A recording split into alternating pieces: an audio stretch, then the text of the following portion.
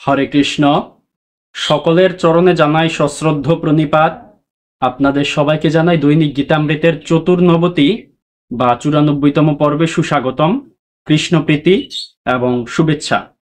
দৈনিক গীতামৃতের আজকের এই পর্বে আমি আপনাদের নিকট আলোচনা করব ভগবদ্গীতার দ্বিতীয় অধ্যায়ের ৬৯ বা ৫৯তম শ্লোক নিয়ে।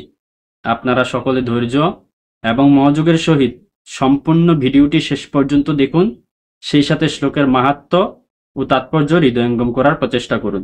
আমি শুরু করছি, আপনারা সাথেই থাকুন। ওম নমো ভগবতে বাসুদেবায়, ওম নমো ভগবতে বাসুদেবায়, ওম নমো ভগবতে বাসুদেবায়। শ্রীমদ্ ভগবদ গীতা দ্বিতীয় অধ্যায় সাংখ্যযোগ। তো শ্লোকটি হচ্ছে ভগবান শ্রীকৃষ্ণের। ওম বিষয়া বিনিবর্তন্তে নিরাহারস্য দেহিনঃ রসবর্জম রসো অপ্রিয়স্য পরম দৃষ্টুয়া নিবর্ততে। আবার পাঠ করছি। বিষয়া বিনিবর্তন্তে নিরাহারস্য দেহিনঃ রসবর্জম রসো অপ্রিয়স্য পরম দৃষ্টুয়া নিবর্ততে। অনুবাদ: দেহধারী জীব ইন্দ্রিয় সুখ ভোগ থেকে নিবৃত্ত হতে পারে, কিন্তু তবুও ইন্দ্রিয় সুখ ভোগের আসক্তি থেকে যায়। কিন্তু উচ্চতর স্বাদ আস্বাদন করার ফলে সেই বিষয় তৃষ্ণা থেকে চিরতরে নিবৃত্ত হওয়া যায়।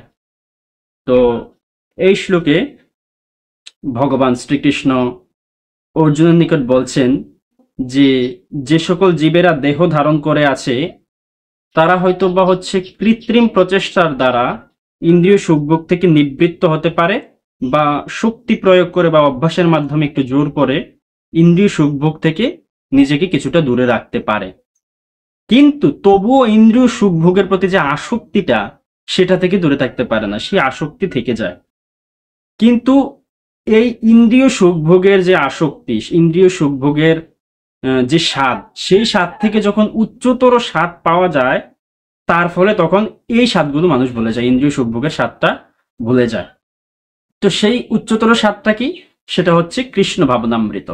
এই জড় জগৎ হচ্ছে এই জড় জগতের স্বাদ থেকে অধিক স্বাদযুক্ত যে বিষয়, অর্থাৎ চিন্ময় জগতের স্বাদ, যেটা হচ্ছে হরে কৃষ্ণ মহামন্ত্র বা হরিনাম মহামন্ত্র, যেটা আমরা সকলে জানি, হরে কৃষ্ণ কৃষ্ণ কৃষ্ণ হরে হরে, হরে রাম রাম রাম হরে হরে। এই স্বাদটা যখন গ্রহণ করতে পারে, যখন ভগবানকে সেবা করার যে স্বাদ, সেটা গ্রহণ করতে পারে, তখন মানুষ এই জড় জাগতিক সমস্ত কামনা বাসনার কথা, সমস্ত ইন্দ্রিয় সুখভোগের কথা ভুলে যায়। এই বিষয়টা আমরা বুঝতে পারলাম। তো এই শ্লোক সম্বন্ধে শ্রীল প্রভুপাদ কি মন্তব্য করছেন, সেই বিষয়টা আমরা তাৎপর্য থেকে দেখে নিব। তাৎপর্য: অপ্রাকৃত স্তরে অধিষ্ঠিত না হলে ইন্দ্রিয় সুখভোগ পরিত্যাগ করা সম্ভব নয়। বিধিনিষেধের দ্বারা ইন্দ্রিয় সুখভোগ থেকে নিবৃত্ত হওয়ার পন্থা অনেকটা রোগীর বিশেষ ধরনের খাদ্যের উপর নিষেধাজ্ঞার মতো। রোগী সাধারণত ওই সমস্ত বিধিনিষেধ পছন্দ করে না, বা তার খাওয়ার লালসাও কোনো অংশে কমে না। তেমনই যম, নিয়ম, আসন, প্রাণায়াম, প্রত্যাহার, ধারণা, ধ্যান ইত্যাদি অষ্টাঙ্গ যোগের মতো কিছু পারমার্থিক পদ্ধতির দ্বারা যে ইন্দ্রিয় সংযম, তা উন্নত জ্ঞানহীন, অল্প বুদ্ধিমত্তা সম্পন্ন ব্যক্তিদের জন্য অনুমোদিত হয়েছে। কিন্তু যিনি কৃষ্ণ ভাবনায় প্রগতি সাধনের মাধ্যমে শ্রীকৃষ্ণের কন্দর্পকুটি কমনীয় রূপের আস্বাদন করেছেন, তার আর নিষ্প্রাণ জড় বস্তুর প্রতি কোনো রকম রুচি থাকে না।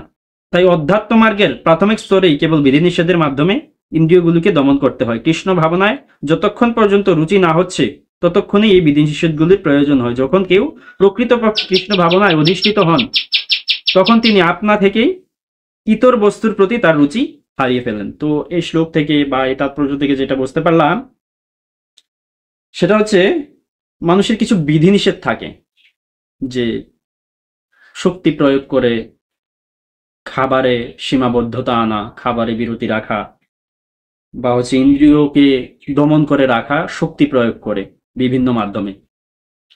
এটা ততক্ষণই প্রয়োজন যতক্ষণ পর্যন্ত কেউ কৃষ্ণ ভাবনামৃতে সম্পূর্ণরূপে নিমগ্ন না হচ্ছে।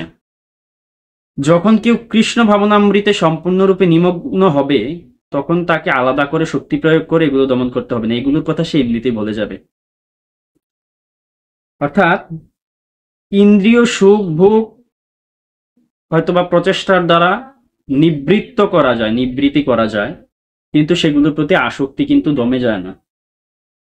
সুযোগ পেলেই সেই কামনা, সেই ইন্দ্রিয়ের যে বিকার সেগুলো জাগ্রত হয়।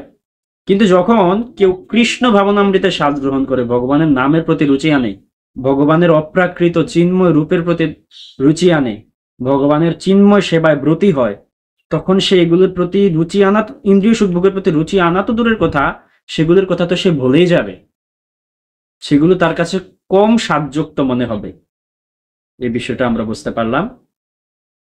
তো এতক্ষণ ধৈর্য ধরে এবং মনোযোগ সহকারে আমাদের সাথে থাকার জন্য এবং গীতামৃত শ্রবণের জন্য আপনাদের সবাইকে জানাই অসংখ্য ধন্যবাদ এবং বিশেষ কৃতজ্ঞতা।